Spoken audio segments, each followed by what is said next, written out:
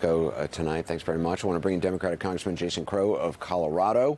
He's a former Army Ranger who sits on the House Armed Services and Intelligence Committees. Congressman, I appreciate you being with us. So we saw this social media post from President Trump where he said, Vladimir, stop. He said that's pushing back on these attacks. At the same time, Trump appears to be convinced that Russia wants peace. Have you seen any evidence of that? Well, Donald Trump's post ought to do it, right, Anderson? We're dealing with one of the world's most brutal dictators in Vladimir Putin, and Donald Trump just posted on social media that he ought to knock it off. I mean, listen, this is beyond embarrassing now. This is a danger to American national security. It's a danger to global security because Donald Trump is being played exactly the way in which anyone who understands how Vladimir Putin works knows that he would play Donald Trump. He's drawing this out. He knows that time is on his side. Donald Trump did not solve this on day one like he promised to do and like we all knew that he wouldn't.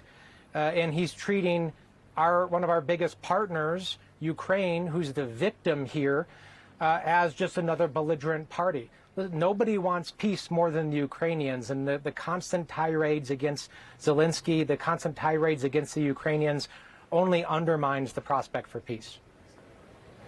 I mean, it seems if this was any other leader other than Vladimir Putin, President Trump would be insulted by the way he's being treated and just sort of disregarded, claiming that Russia is making a, quote, pretty big concession by agreeing not to take over the entire country. I mean, is that a concession to you? No, that's not a concession at all. I mean, how could anyone think that that's a concession? Right? Russia invaded Ukraine in 2014. They reinvaded Ukraine in 2022. They are committing massive crimes. They've kidnapped tens of thousands of Ukrainian children and are holding them hostage in Russia. The actions of Vladimir Putin, Russia, are really beyond the pale. So, this false equivalency that Donald Trump and his administration attempt to position in a so-called attempt to achieve peace does nothing but embolden Vladimir Putin. The thing about Vladimir Putin is that we have known him for a very long time. We know how this guy operates. He's been on the scene for decades now. We know he never keeps promises. We know he only respects strength. We know he only does what he's forced to do. And we know that he believes that his legacy, his lifetime legacy, is rebuilding the Russian Empire for what it used to be, which includes vast swaths of Europe, including many of our allies.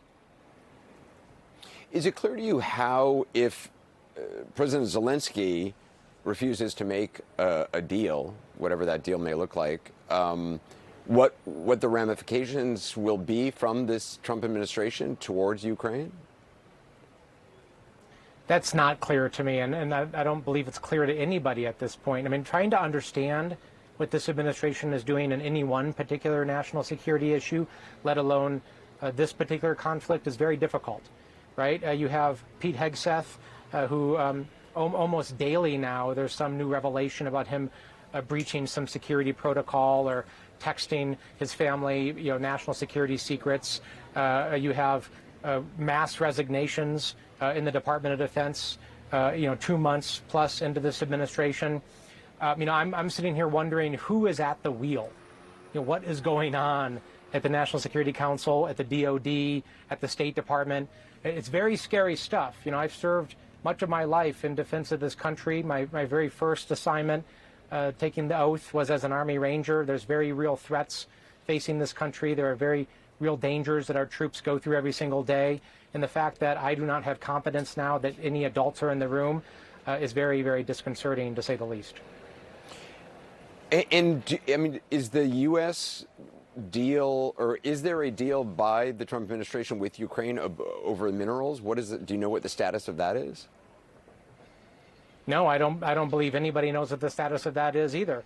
And listen, I'm not opposed to a deal like that, actually, right? I'm not opposed to peace. In fact, I think I want peace. The Ukrainians want peace more than anybody, as I mentioned. And like most wars, this war will likely end at a negotiating table.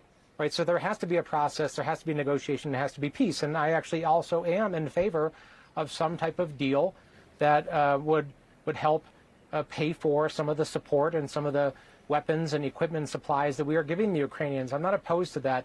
But the manner in which this administration goes about it, by posting on social media, by maligning or attacking our allies and partners, by allowing themselves to be played by the world's most brutal dictator, is not going to get us there.